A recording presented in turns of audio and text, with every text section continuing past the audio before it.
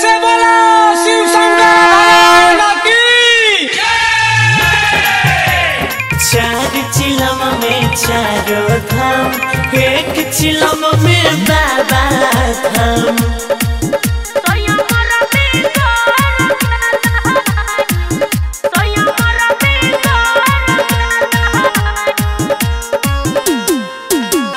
चिलम धाराओ धुआं धुकुर देखो, चुप चाप खाना भके टुकुर टुकुर देखो। ए बम हाथ चिलम धाराओ धुआं धुकुर देखो, चुप चाप खाना भके टुकुर टुकुर देखो। भांगिया गजा के आदत हमारा पैरा गेले, भांगिया गजा के आदत हमारा पैरा गेले। बुझलिए ये पावन सावन जब से चढ़ गेलै, स्वयं रवि घर गेल है।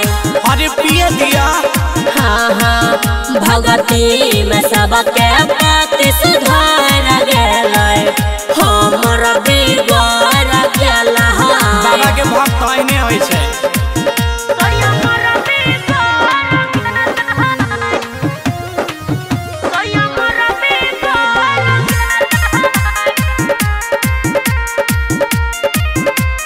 जाने छी बाबा पिए छै ते से एकर चलती छै हे। हम पिलिए ते बोला कोन गलती छै हे। सुनो मन निराशा करै छी, कैला नाशा करै छी, अपन दहिया के ये पियहू अपन दुर्दशा करै छी।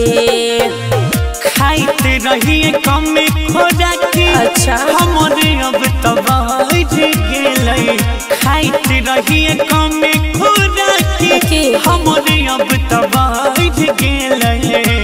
आरो लाबू ने पावन सावन जब से चढ़ गेलै, स्वयं रवि घर गेल है। अरे बोल बम हाँ हाँ, भगती में सबके पति सुधर गेलै, हम रवि घर गेल है।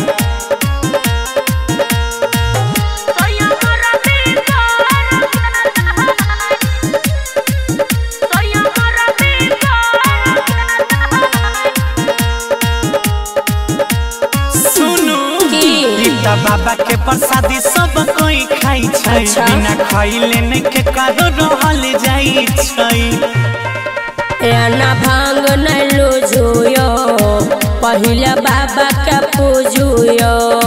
मलिका राकेश गौरव कनिको हमारा बात बुझुयो। लागे छै कनिया हमर, अच्छा। अपने बात पे याद गेलै। लागे आई सुमन सोना, बोलो अपने बात पे याद गेलै। लेकिन आई ने मना पावन सावन जब से चढ़ गेलै, स्वयं रवि घर गेल है। बुझै छी भगती में सबके पति सुधर गेलै, हम रवि घर गेल है।